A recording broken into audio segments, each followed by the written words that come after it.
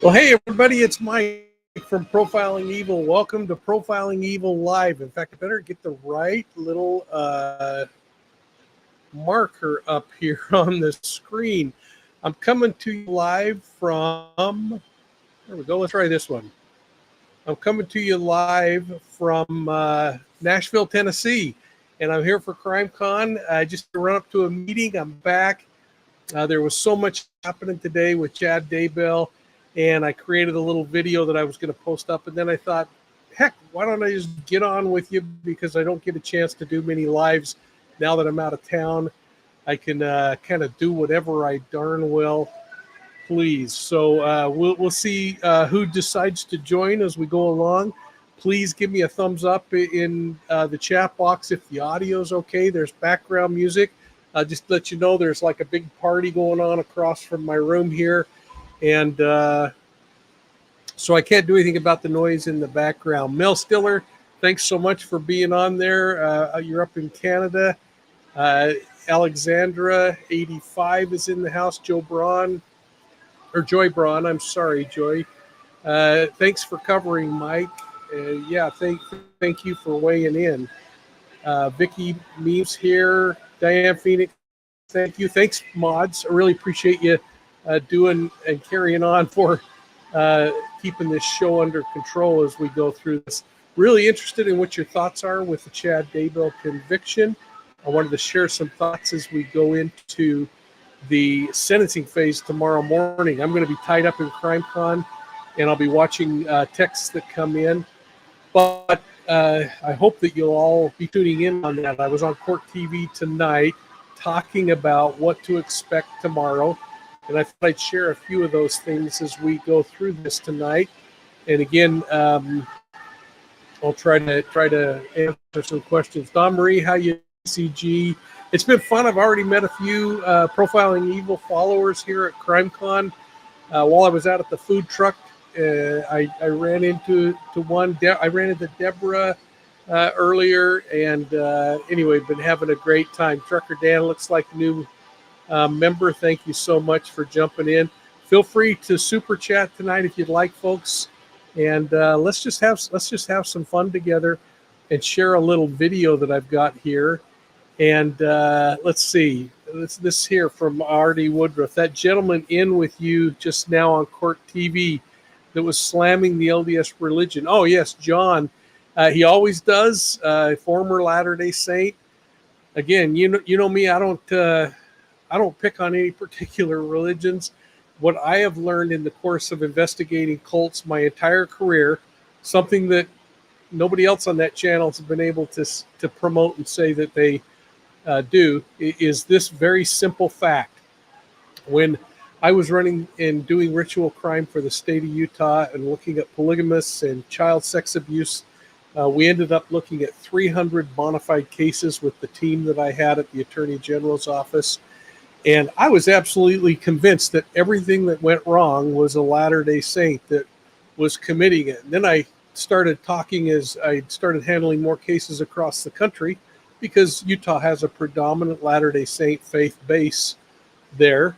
When I talked to my friends in the southwest or the southeast part of the country, down in the Bible Belt, everybody that was committing these kinds of horrible crimes were evangelicals or Baptists. And then when I went up and talked to my cohorts in Chicago, everybody that was committing these crimes were Catholics. Well, folks, it doesn't matter what the religion is. Predators are going to take the faith system that they learned, and if they're going to use ritualism in their crime, they're going to take the way they learned to pray, whatever doctrine they remember being taught, and they're going to pervert it for their own needs.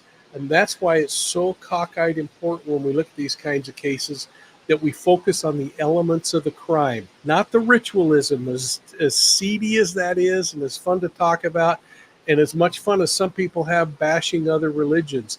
These are not mainstream religion issues. These are fringe fundamentalists that are whacked out and are using religion just like some other predator might use, I'm going to hurt your puppy or your parents.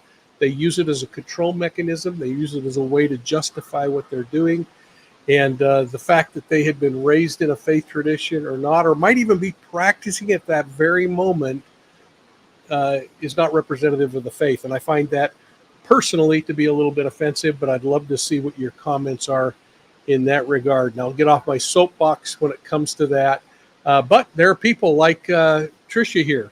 The LDS Church should be slammed for supporting killers to propagate their far-right beliefs. So Tricia, man, please send me some documentation that says the Latter-day Saint faith supports killers who propagate these kinds of things.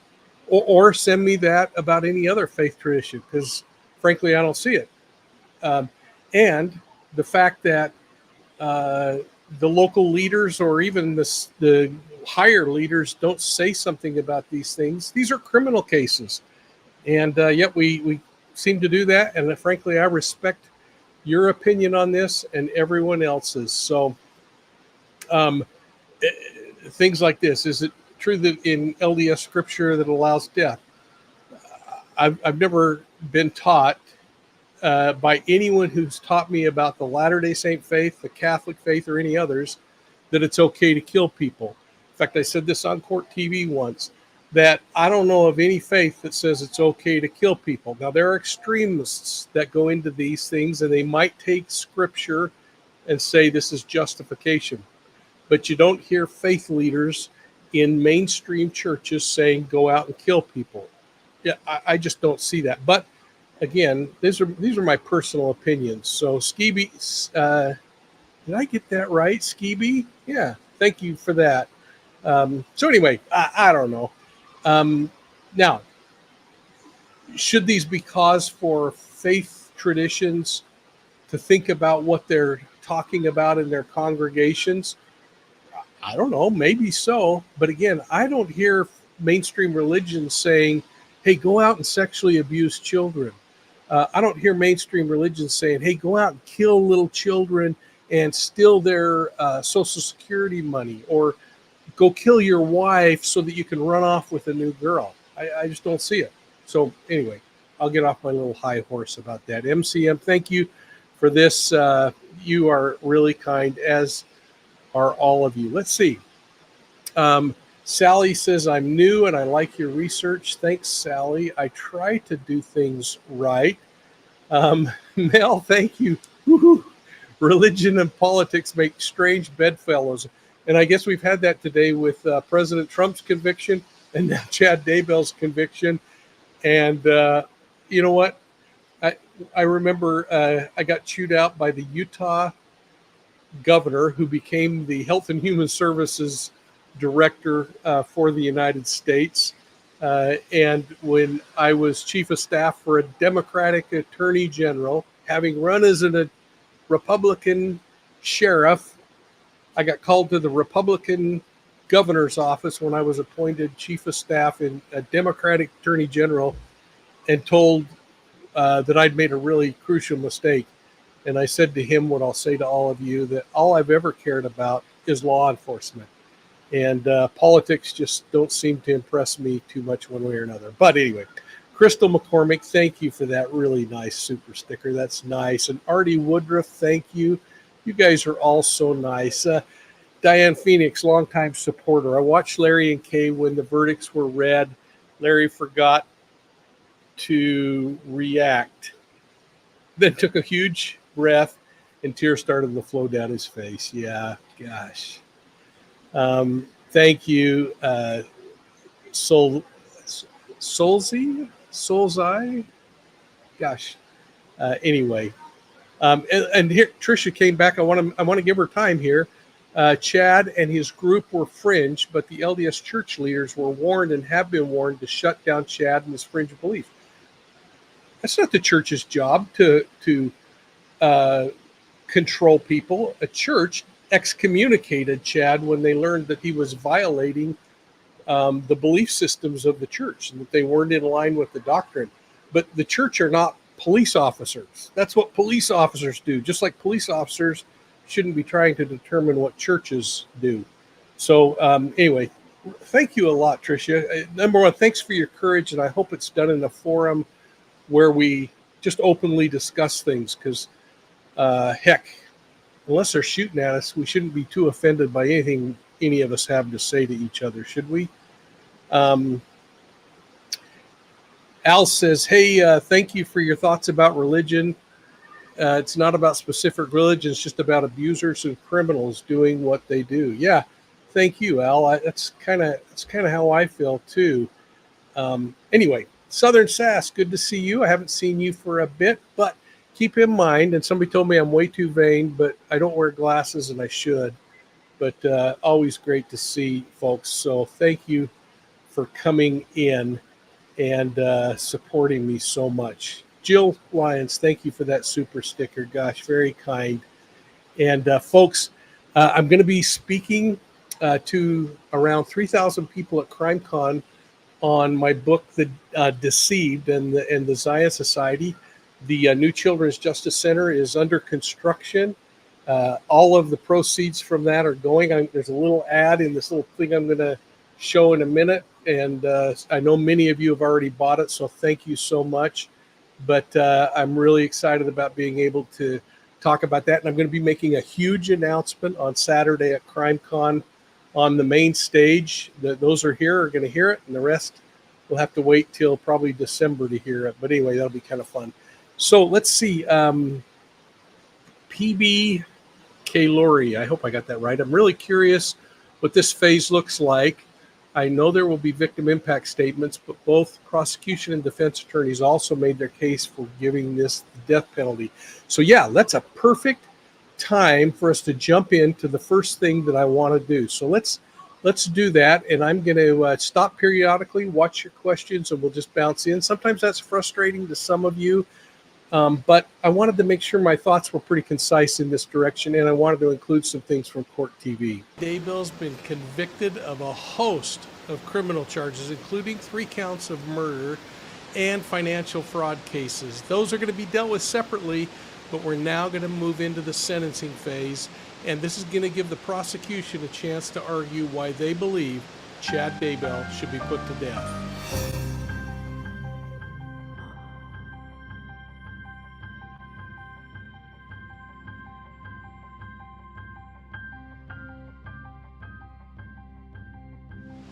Hello everybody, I'm Mike King and welcome to Profiling Evil. I'm coming to you live from CrimeCon in Nashville, Tennessee.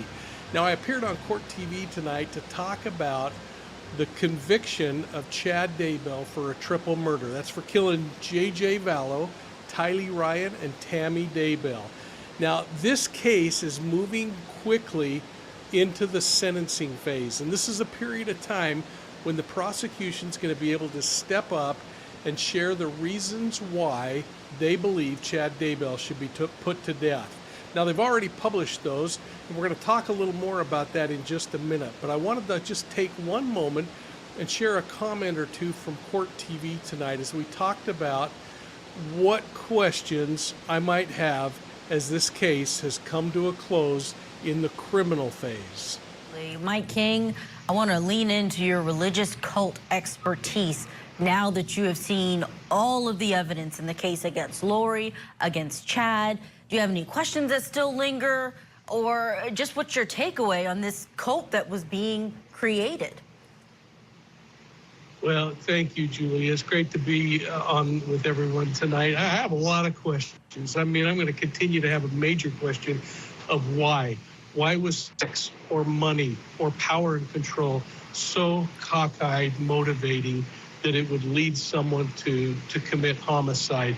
And I don't know if we're going to get into some of the things that make this so aggravating, but for me, the questions will continue to remain not only what happened in this particular case, but how do we bring enough transparency in these kinds of closed societies or cults, tiny groups that get together and start to come up with wacky ideas?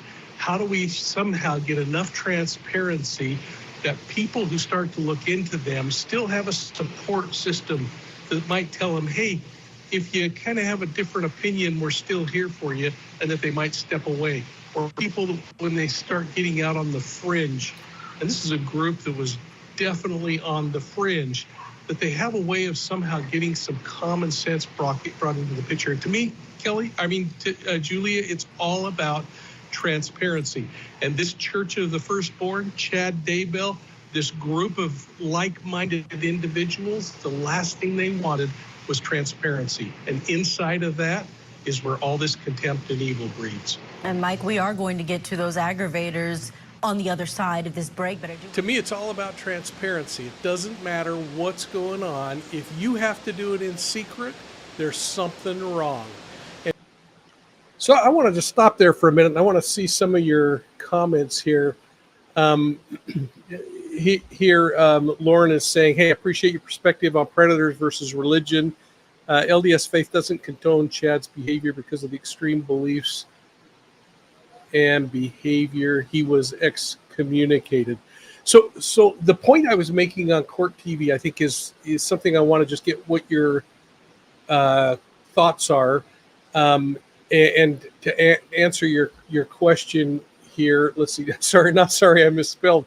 Chat's moving too fast for me. I'm broadcasting from the Opryland Hotel.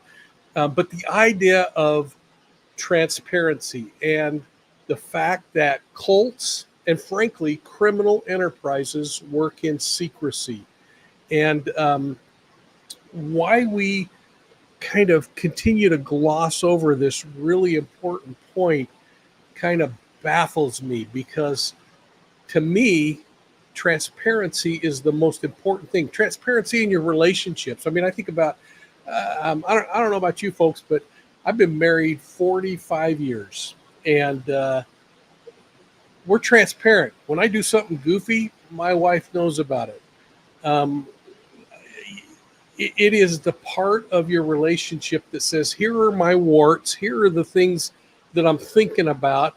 And thankfully, most of us have a support system that we can kind of bounce ideas off of, and people that we respect that can say, hey, you're getting a little off course, you're on the fringe here, or you're in line and things are going well. But what are your thoughts on that? I mean, what are your thoughts on the importance of transparency? Because every cult that I'm aware of that is a destructive cult, and we have to make the difference between cults that are legitimate. A sports team could be considered a cult, or a destructive cult like Chad Daybell's, where they were doing things in secret and preparing for the end of the world and making people feel like they were the cat's meow, and that they were going to have some dispensation in life where they were going to do something that nobody else would do. Mel says transparency is a sign of trust and trustworthiness. I really like that, Mel, because I feel the same way. You ought to be able to tell it like it is, and trust that even when you say, here's my wart, that it doesn't mean you throw somebody out. You just work through it. Lauren says, hey, people around him should have reported the affair to spouses and ecclesiastical leader. Maybe they did too. Who knows?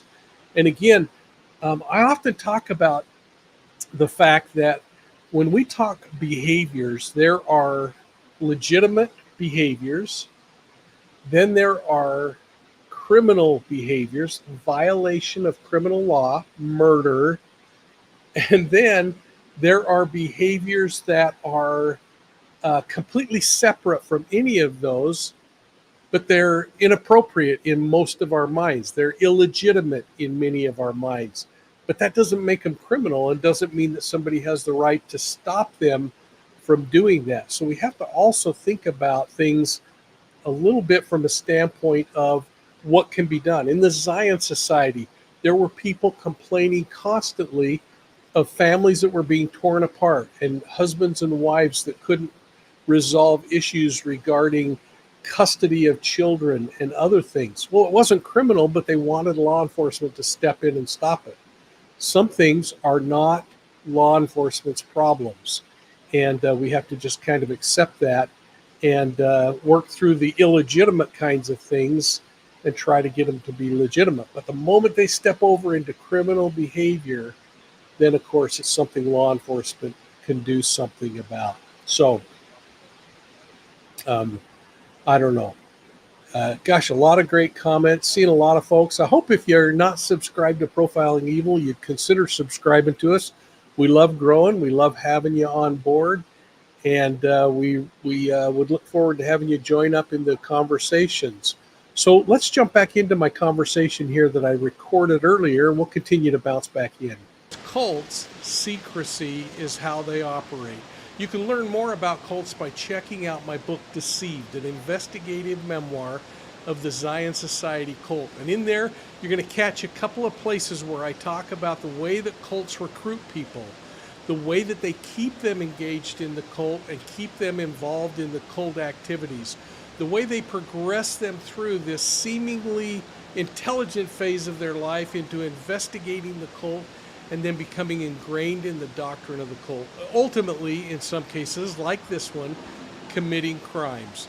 And in addition to that, we'll talk about the way in which they groom the members. They separate them from family. They strip away the support system. This is something that happened over and again in the Chad Daybell case and was the reason for my comments on Court TV. You know, for weeks during this trial, I talked about there's a time and place to bring in religion and ritual crime.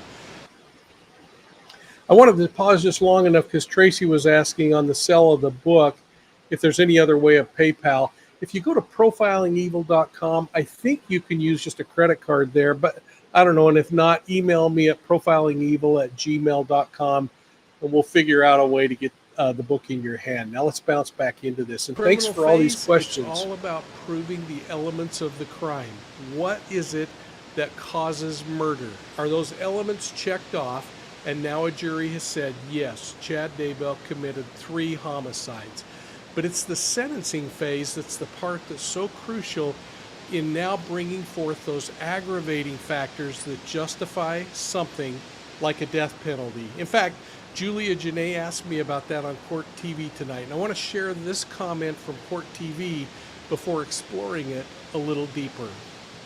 Now that Chad Daybell has been found guilty on all counts, the jury is going to be shifting their focus to whether or not he should spend his life in prison or be subjected to the death penalty.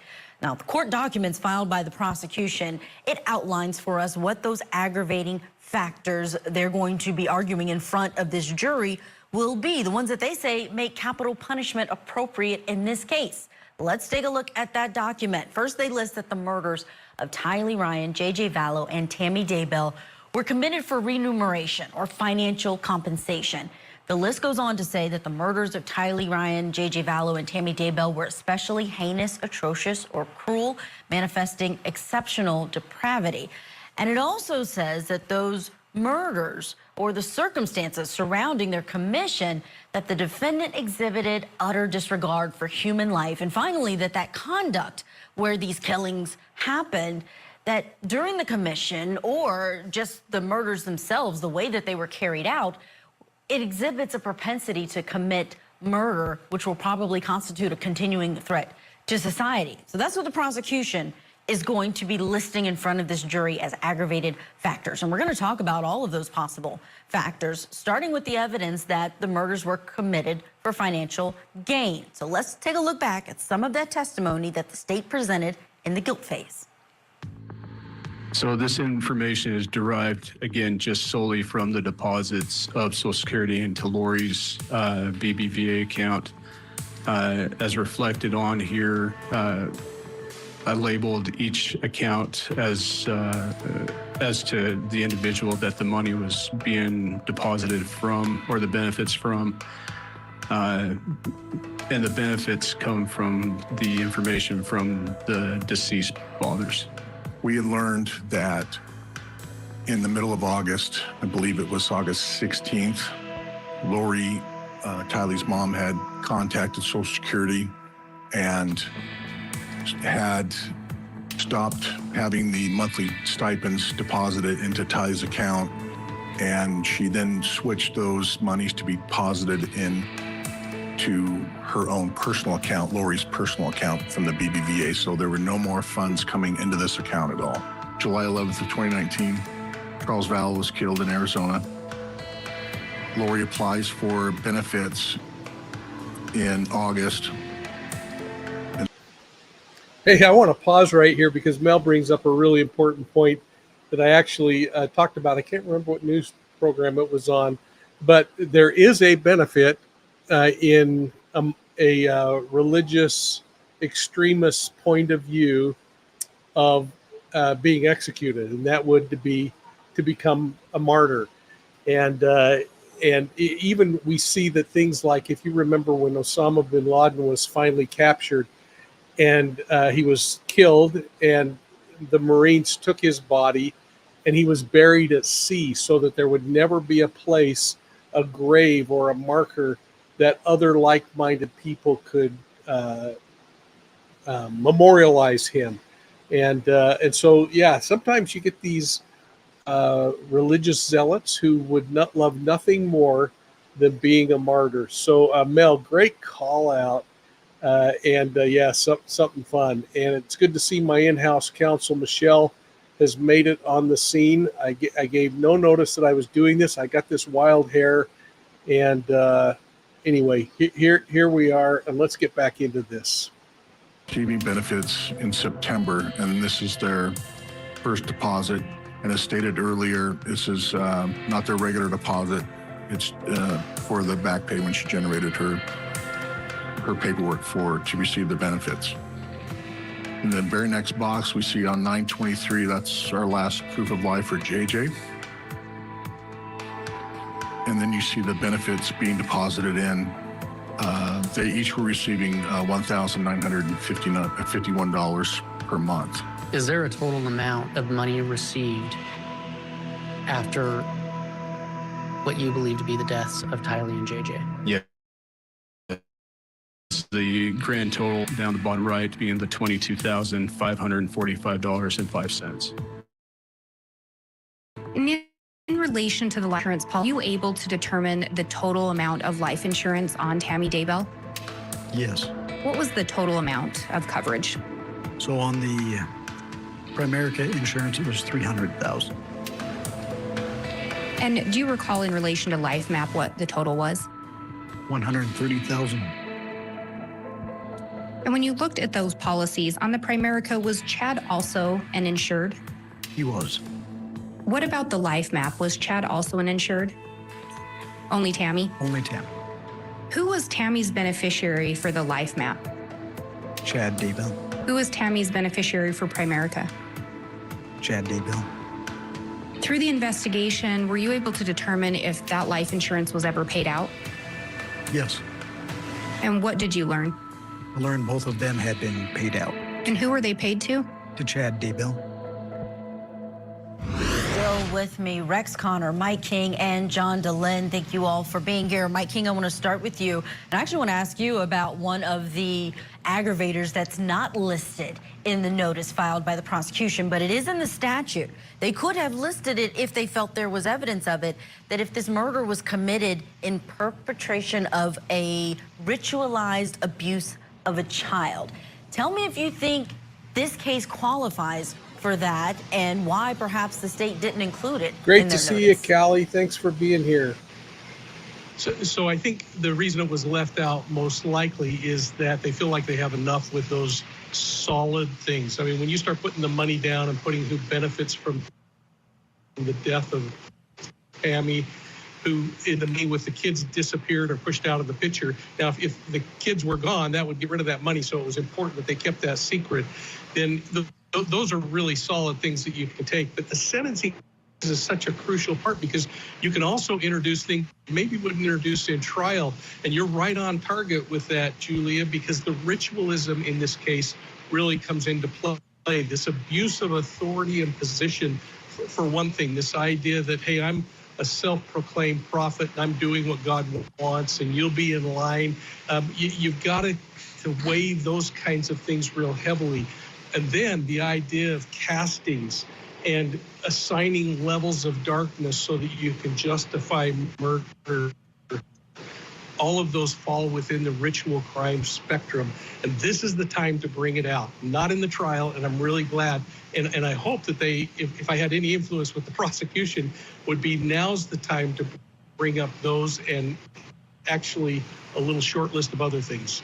We usually see a lot more in the penalty phase than we can in the guilt phase. It's short. So I want to just pause there for a moment. A lot of you are weighing in. You know, it's interesting. There are quite a few who believe death would be appropriate, others who feel like life without parole. I've talked to a number of families who are survivors of serial predators primarily, and they would much prefer that the person, if there was a guarantee they would never get out of prison,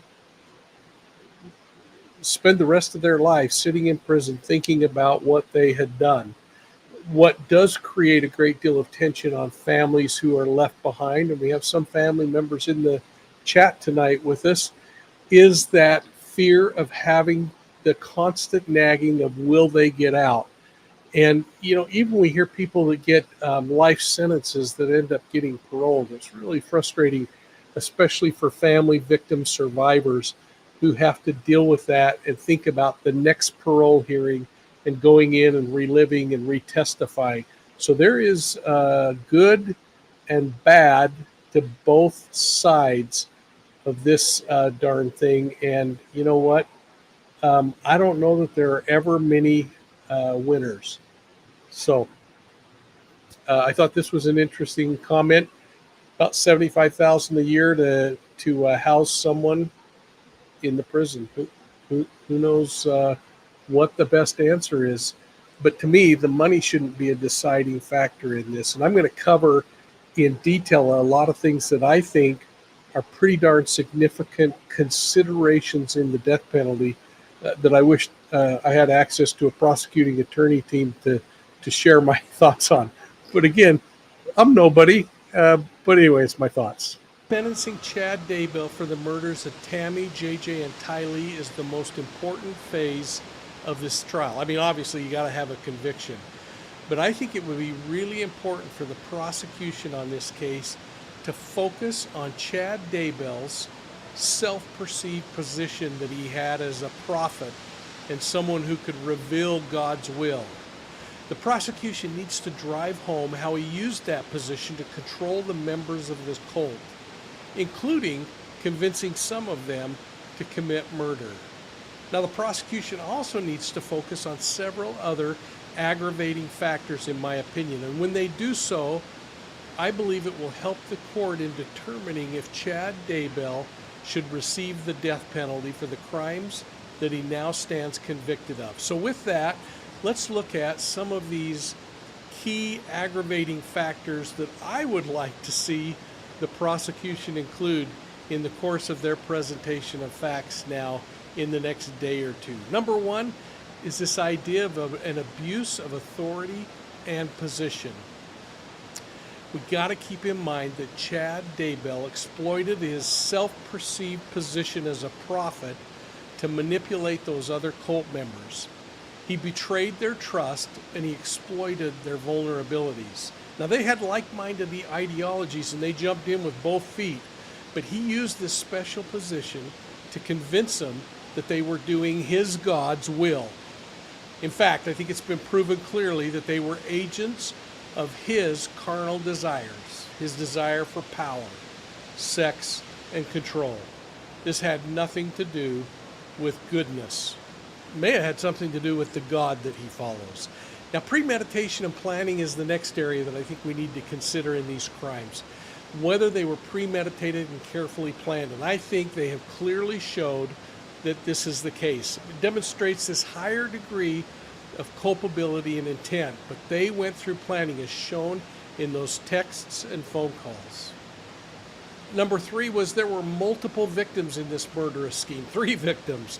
The presence of multiple victims indicates a pattern of behavior. And I think this is really important. There was a cooling down period between each of the 3 homicides that he's convicted of committing. Now, I want to pause here for just 1 minute because I hope that you might really pay close attention to what I'm about to say in regard to the timing of these events. When we talk about murders where there are multiple victims, you have mass murder like a school shooting. You have serial killers where there is a period of cool down between these cases. And some have questioned whether it's possible that if Lori Daybell is convicted of Charles Vallow's murder, if someday down the road they charge her with Joe Ryan's murder, she's now been convicted of the children and Tammy, if she could potentially be a serial killer. And I mean, she's right on the cusp of becoming statistically a serial killer, as is Chad Daybell now with his 3, because I'm going to explain why that happens. Versus when you've seen my buddy Mark Safrick from the FBI on Profiling Evil to talk about spree killers, the series. There is a cadence and a cool down period that's really important of each of these. So let's jump in and listen to that piece. This is the gravity of these crimes substantially, in my opinion. I think the prosecution has to hammer these points down hard. It has to be carefully identified and considered, just like every element of the event. For instance, let's just talk about Tylee for a minute. Imagine the callousness involved in murdering that little 16-year-old Tylee Ryan. That happened on September 9th, 2019. And then disposing of her body, but then taking some time, about 2 weeks, to pause before committing the next homicide. Wouldn't you think you'd be saying, what on earth have I done? But instead, Chad Daybell started planning the participation and involvement in the murder of little 7-year-old JJ Vallow. Little Joshua was killed on September 23rd, 2019, about 2 weeks after Tylee. That's 2 weeks that this guy could have done something else except orchestrate a murder of a child. And then, nearly a month goes by before he orchestrates another death, the death of Tammy Daybell.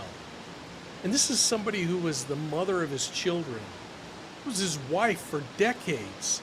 He killed her on October 19th, 2019. And if that isn't aggravating, I don't know what is. Now, the court also needs to consider that 2 months after that, Alex Cox mysteriously died, but that's not part of this. But the court also needs to consider a couple of other things that I want to just chat briefly about. First, the vulnerability of victims who were clearly in this position where they were emotionally and psychologically challenged by Chad and Lori Daybell. Now, Tammy might have been taken completely off guard, but Tylee, she knew her mother and Chad were making really bad decisions. She may have even known that her mother and Alex orchestrated the murder of her father or stepfather, Charles Vallow. But you remember she was quoted as saying when her mom called her a zombie, "Mom, I'm not a zombie." I think that kid knew what was coming down the pike. And this guy exploited the victims, and to me, it's terribly egregious. Now, the next one is psychological manipulation or coercion. And again, I don't know if the prosecution is going to do this, but this is the things that I'd be recommending.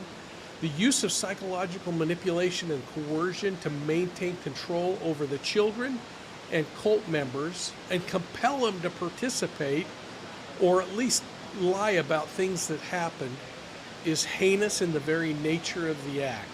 And again, to me, it's an aggravating factor. The absolute brutality and cruelty of the way in which these murders were committed. This exceptional brutality inflicted severe physical, psychological, and other harm on victims and everybody in the collateral vision of this thing. I think they need to say that it's an aggravating factor of the impact that it's had on the Rexburg community and the world, quite frankly. These crimes have a significant negative impact on a broader community.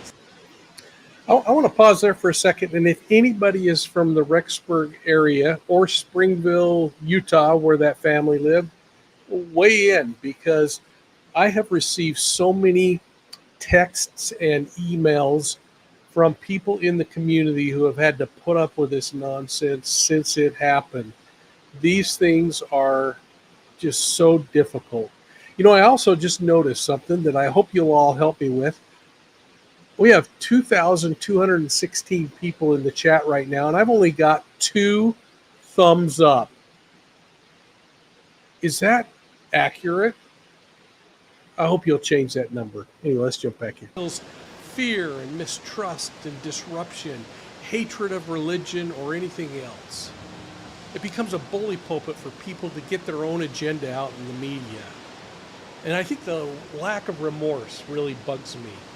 His lack of remorse or his refusal to acknowledge the wrongdoing should be an aggravating factor, indicating a high risk of reoffending and a lack of a potential for failure at rehabilitation. I'm a little worked up over this thing. I'm really angry, and I think these are aggravating factors.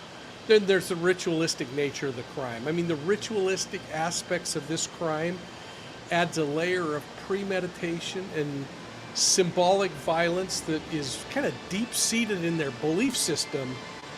But this is criminal. Make no bones about it. And folks, some of you are going to complain about the noise in the background. I can't control that, so I hope you'll get over it. Now, he also manipulated religious beliefs, and I think this is really important because people have tried to make this something about a faith tradition. These guys exploit religious or spiritual things for personal gain. And to me, that's a further aggravation of the crime. It shows this profound abuse of fundamental human values and ethics. I think all of the collateral witnesses and victims to this thing need to be considered, because cult members were forced to witness or participate in things at the excursion level. Let's do a casting and then somebody dies. There is long-term psychological trauma that's come as a result of this thing, and it needs to be emphasized and it needs to be aggravated and talked about. So when we emphasize these factors, the sentencing could reflect the full extent of harm that's caused by Chad Daybell, and in my opinion, the moral culpability that he has for this crime. And finally, as we chatted on Court TV, I wanted to just pause here and pull up Beth's comment here. I'm in the Rexburg community, and this has rocked our community. I'm so proud of our law enforcement and all those who helped bring justice today. Beth, thanks, and I hope that you're thanking them if you see them out on the street. I'll tell you what, there were some tense moments, like when the prosecution had to fall on their sword, and I think they may have even used that term on some of the mistakes that were made along the way. But yeah. Question, why didn't law enforcement pay more attention to Charles? He said she was going to kill him. You know, again, this discussion I had about criminal behavior and deviant behavior. It's not against the law to be deviant and weird and to say I'm doing things, but having that knowledge, Linda, in my opinion, that should have thrown red flags up a lot sooner than it did in this particular case. So let's see. Duke City, don't worry, we got your back. You know what? I really feel that way too. You all are awesome, and I hope you enjoy Profiling Evil. I'm not too. I'm probably more worked up about this case than I am in a lot of cases, because I just keep thinking of those beautiful children, and frankly, I keep thinking of Tammy, how confused she was. You think about Charles, how confused he was. He just wanted to keep his marriage together, even though his wife was going wacky. I missed a couple of super chats along the way that I want to just shout out. Thank you for. I put you up on the screen, but I wasn't in a position to really call you out. But Caroline, thank you so much. Yeah, I think we're all pretty darn happy with this thing. Debbie Edwards says, I really like the way you explain things. I had to turn off Court TV because that fellow had an axe to grind. Well, you know, and it's good that we have people that do that. Again, I'm all about transparency, and why shouldn't we, in a very professional way, talk through things? Just sometimes things get a little more slanted than I'm comfortable with. And look at this. Somebody said we've blown over 2,000 likes, and for some reason on my screen, I wish I could show you, it shows 2 thumbs up still. So maybe that's to motivate me, and I'll keep trying. Let's see if there are any other comments. You all are talking back and forth, which is awesome. Maggie says, I like the calm way that you explain things. Thank you, Maggie. That's very kind. And, you know, I guess I've always felt like this stuff doesn't need to be made really hard. But anyway, Stacy, thanks for that. Yeah, I'm on fire with this one. I don't know. I'm a little exercised, but you know, anytime there's a case with a child in it or a cult, I get pretty exercised, having spent so much of my career doing that. Now, here's a serious question: if Chad really thinks he's a prophet, then is he insane? Still confused about that. I know Idaho doesn't have insanity plea, but he's clearly crazy somehow. Yeah, interesting. Gosh, there's just so many great comments in here tonight. Thank you. Southern Sass says, is reminding me she was the first commenter and the first sub on Profiling Evil many, many years ago. And she said, I told you it would blow up. And my kids talked me into doing this, folks. And then they had to, after COVID, had to go back to actually doing a job. So I used to have the back office running things, and now you have to put up with me trying to do several things at once. But anyway, here's an interesting thing from Thomas Randall. If Mike was on a call and Charles said to him, I got a feeling, oh, you know, I don't know, Charles. It depends on what stage in your career you are and what your experiential level is. Having dealt with cults, I probably would look at things a little differently than someone who never has before. Having spent a lot of my career dealing with that really fine line between criminal behavior and deviant behavior, I might have looked a little differently. And I just have to shout out to my mentors who taught me. All I do is regurgitate things I taught from really brilliant people. Greg Cooper, who it runs the Cold Case Foundation, is my mentor. Tomorrow I'm going to spend some time with John Douglas, who I consider one of my mentors. And I just kind of regurgitate what I learned. And then I've had a little bit of experience along the way to kind of augment and add to that. True After Dark, thank you for that kind donation. And to all of you, thanks so much for being on with me tonight. This is a lot of fun. We just don't really get together in a live very often. But Sue, thank you for this comment. I'm going to use that as a way to spring back into this. A couple of comments about some of the moral and ethical considerations around why the jury might choose to spare his life. Now, I suspect he's going to get the death penalty. As solid and firmly as they came back with the conviction on every count, I think they're going to follow through and give him the death penalty. But Court TV came up with a great list of things and then asked me my thoughts on that, and I want to share those with you. So let's watch that. Daybell was not involved with Charles Vallow. Fact: Chad Daybell is not implicated with Brandon Boudreaux. Fact: Chad Daybell espoused religious beliefs. And if you want to believe the prosecutor, well, maybe Chad Daybell did a South-Southwest search. Where's the agreement? Where is the agreement? It's not there. That was Chad Daybell's defense attorney, John Pryor, during his closing arguments yesterday before this jury rejected that defense theory when they found today that Chad was involved in the conspiracy and murders of J.J. Vallow, Tylee Ryan, and Tammy Daybell. So we're looking now at what kind of mitigating factors might Attorney Pryor present on Chad's behalf. In the penalty phase, it's starting tomorrow. This jury is sequestered. They're in a hotel. They're going to go immediately into the penalty phase. Now, the statute doesn't require that the defense has to have a list of what their mitigating factors will be, and there's not really a limit to what they can raise the way it is for the state. It has to be one of the factors that's listed in the statute. Here at Court TV, we put together a list of possible mitigating factors based on what the defense presented during trial at the guilt phase. Some of those possible mitigating circumstances could be that Chad Daybell is a father to 5 children. He has those family ties.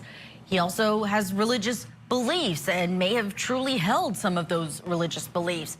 Also, that he was love-struck by Lori, and that Lori Vallow was the mastermind behind all of this that happened. And also, something that's come out a lot during trial is this argument from the defense that Chad was less experienced than Lori, that he was just following her around like a puppy dog. Still with, they did. We're going to pause there long enough. I want to just shout out Mama T. Thank you so much for that kind donation, and a fellow Utahn, so I gotta shout that out. Also want to shout out to Shy Gal, and thank you. And it sounds like a couple of you are saying, "Hey, I'm here at CrimeCon, and we'll be seeing each other tomorrow." And we'll be having, I think, a chance to visit and take pictures. And one thing I would like you to do is weigh in if you'd like me each night to jump on for a few minutes and share a few thoughts from CrimeCon. I brought my camera. I thought I'd interview a few folks that stopped by, and maybe if I get opportunities to corner some friends, ask them some questions online or something like that. So let me know if you'd like to do that. Let's get back to this. The guilt phase, Mike, they didn't believe that she was a leader enough to absolve him of any culpability, but do you think it's compelling in the mitigation portion of this case? Will it move the needle at all, or will it just be neutral for this jury? I think if anything, it might even be negative for the defense to try that, Julia. They failed so miserably with it the first time around. I think the jury is tired of hearing Pryor bring up the same thing over and over again. I think they're going to have to look at some things like, and I love the list that Court TV has come up with, but I'd add to it the possibility of maybe some judicial errors. But that would be corrected after a death penalty ruling anyway, so that doesn't get me too worried. Or this idea of kind of like social healing and restorative justice by saying, hey, let's move on. I think the big push is going to be exactly what you identified. These kids have already lost their mother. Do you want to be the group of people that's going to take away their father? And I want to kind of end with adding a few more things to think about. As we talk about this moral and ethical consideration, I want you to think about the idea that some victims of crime would prefer to have the predator sit in prison and think about what they did for dozens of years. I don't know. But we got to think about the sanctity of life. Some people have philosophical beliefs that life is sacred, and just taking another person's life, even that of a criminal, is morally wrong. Now, this kind of a perspective emphasizes that responding to the murder with state-sanctioned killing actually perpetuates a cycle of violence. So there's a consideration. We have to think about whether there's any rehabilitation possibly, and I don't think there is in this case. But given the severity of the crime, some people might say, hey, perhaps he should get out when he's 80 years old. I don't think that's ever going to happen in this case. But even those who commit egregious acts might eventually come to regret it. But I think a psychopath is a psychopath.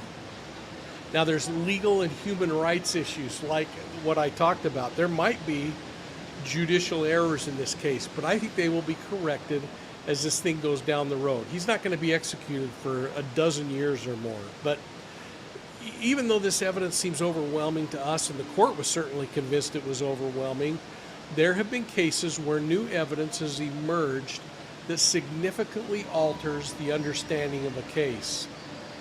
In this case, it might seem unlikely, but that's a possibility. And there's also this idea of human rights. You know, there are lots of international and national human rights organizations that oppose the death penalty under any circumstance.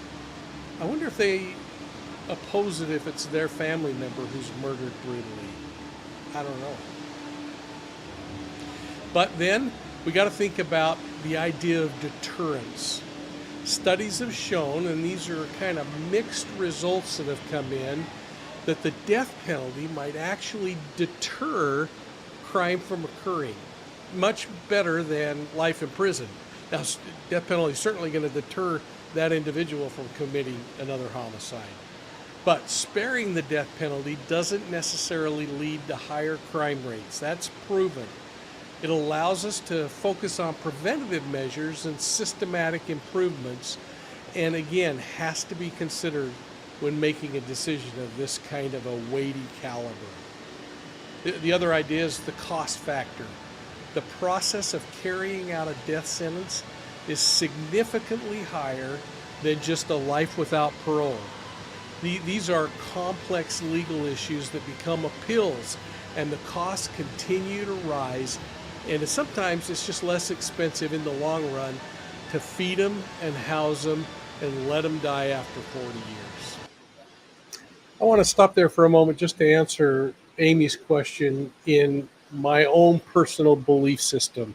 And again, I'm not a psychologist or a psychiatrist or anyone who can claim any knowledge of the human mind. My graduate work, my master's degree, is in criminal behavior and psychology. But do criminals like Chad use religion to justify their actions to themselves, or are they just predators that use whatever tools, like religion, at their disposal? And Amy, I think you're hitting on one of the most important things that people fail to think about when they want to try to take a side and blame something on religion, or blame it on the fact that someone didn't get warm cookies and milk when they were growing up. So that's the reason why they make poor decisions and that they're mean. And that idea of nature or nurture. And you've hit on a really important thing that I want to bring up, and thank you for that kind super chat. And that is that predators, in my experience, especially cult leaders, use religion as a way to support their criminal ideology as well. And so if you think of Chad Daybell, a couple of things happened that I think are really significant. One in particular is that he found that rather than being this mundane nobody, if he talked more and more about seeing spirits and having dead people talk to him and other things, there was a segment of society that was drawn to him, like-minded people with similar ideologies. That as he watched others like Julie Rowe find success in talking about doomsday, his theology evolved and his revelations evolved. And then he falls in love with Lori Daybell, and he starts having this torrid sex relationship that he's writing about. And I don't know about you, but it physically gags me to listen to the Elena story, and how he could sit in court and not just put his hands up and say, I plead guilty and end this, is beyond me. But the thing that's so interesting is when he was losing control, he had a vision. He had revelation. When he needed to reassure Lori, he had revelations that said, this is going to happen.